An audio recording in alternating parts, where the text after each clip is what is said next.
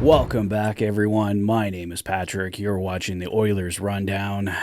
Well, as I talked about in the Fanatic Rundown last night, it was a tough one last night, a 6-3 loss to the Calgary Flames. The Oilers' first loss to the Flames and felt like forever. This past while, the Oilers reaching the highest of highs, and it looks like we could possibly be headed back to the lowest of lows, although Tyson mentioning in his video today over at Dolny TV, hey, the last time the Oilers were on a 3-game losing streak, it was followed by a big, long winning streak. So, hey, maybe we aren't headed to the lowest of lows. Maybe we're going right back up to that high. And I certainly hope that is the case. But there's been some troubling things seeping back into the Oilers' play as of late. The goaltending has seemingly fallen off. Stuart Skinner, Calvin Pickard, both struggling. But it's not just the goaltending. The defense in front of them, the play as a team overall just has not been there. The Minnesota game, I thought they played a couple good periods. It was a strong bounce back against Boston, but Calgary, there was really nothing redeeming about last night's hockey game. And I really feel like this GIF posted by Gina on X really describes the Oilers season the best overall. We're back. It's over. We're back. It's over. Well, we're in the it's over stage currently, and we're back. Could be as soon as next game when the Oilers take on the LA Kings tomorrow night in a game the Oilers could really stand to win, just to put an end to this losing streak. The Kings are right on their heels for a playoff position. It's time for the Oilers to find their way back, and hopefully they can do that with a big statement win over the LA Kings. Elliot Friedman mentioning on Saturday headlines last night, 2 targets that we've already kind of covered here over the past few weeks. Adam Henrique and Sam Carrick as 2 names that could be connected to the Edmonton Oilers come the end of trade deadline. If they're both acquired, Adam Henrique, third-line center, Sam Carrick, fourth-line center, that really does help to revitalize, redo the third and fourth line for the Edmonton Oilers, which I think is something that needs to happen in a very big way, but I think they also need to bring in some toughness. I know a lot of people have talked about Pat Maroon with the Minnesota Wild. However, with Minnesota pushing for a playoff spot, they might want to just hang on to Pat Maroon themselves, but there's got to be other guys out there, right? We've brought in Corey Perry, and I think he's done wonders with the team so far, dragging them back into hockey games, going into those dirty areas like the team needs, but he can't do it alone. Evander Kane, I've been a bit disappointed with him lately. He's awesome when he's scoring and when he's playing his game, but when he's not, it's really noticeable. Guy like Leon Draisaitl, I mentioned in my Fanatic Rundown last night, taking a really dumb penalty. Draisaitl's amazing, but he does take those dumb penalties at really inopportune times, and it cost the Oilers a bit last night, although I don't think there was much of anything salvaging the game last night. But it does lead us to, what do the Edmonton Oilers really need going into the trade deadline? A few days ago, probably wouldn't have said goaltending at all. Stuart Skinner and Calvin Pickard were absolutely on fire. As of late, not so much. I've seen some people saying, well, bring Jack Campbell back up. If you bring Jack Campbell back up before the end of the season, it's going to cut into what the Oilers can do with the trade deadline because it takes away cap space. So I don't think Jack Campbell is really the answer.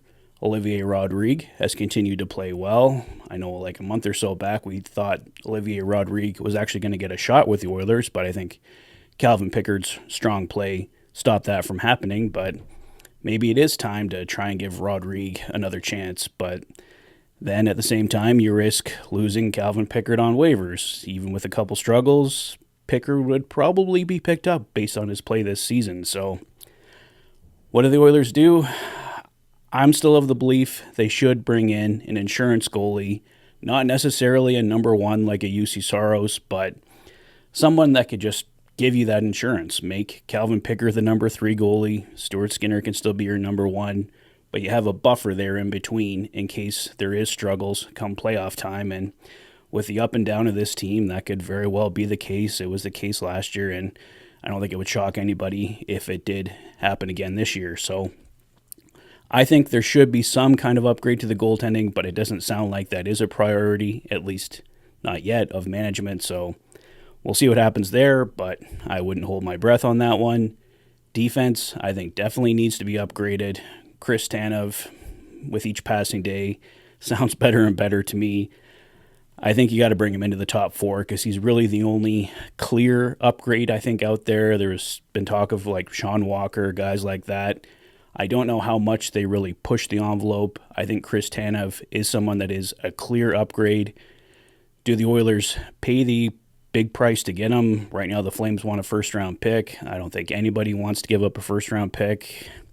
The second-round pick and maybe a Cody Ceci. I don't know if you have to add another prospect to sweeten that for the Flames. I mean, they're not just going to give him to the Oilers and make the Oilers better for nothing, right? But I don't know. I think Chris Tanev is the guy to go after, but everyone and your uncle is after Chris Tanev as well. So whether the Oilers actually get him, I don't know. If you can't get Tanev, I don't know who the big target is right now. Like, not a ton of people were talking about Matthias Ekholm 2 weeks out from the deadline. He was discussed, but he kind of became more of a last-minute thing. So maybe over these a little less than 2 weeks here before the deadline, a new name will emerge that we're all talking about. The Oilers end up acquiring. That's not Chris Tanev. So we'll see what happens there.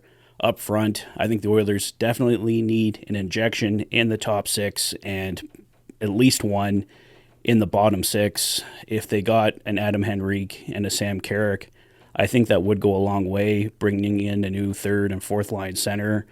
Jake Guentzel is obviously the number one guy if you can get him. I know he's going into the trade deadline with a bit of an injury, but if he can bring in Guentzel, I think he just transforms that top six.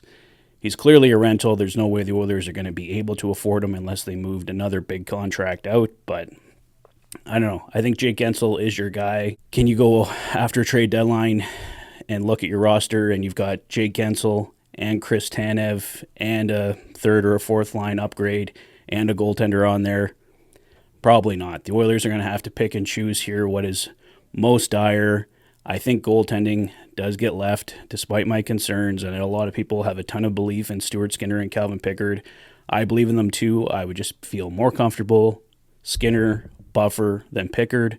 But at this point, like I said, unless goaltending continues to go off a cliff here towards the end of the month, I don't think we're going to get another goaltender. I think it's going to be Rodrigo Campbell as the number 3 guy when the season is over. I think the Oilers will bring a defenseman in of some kind.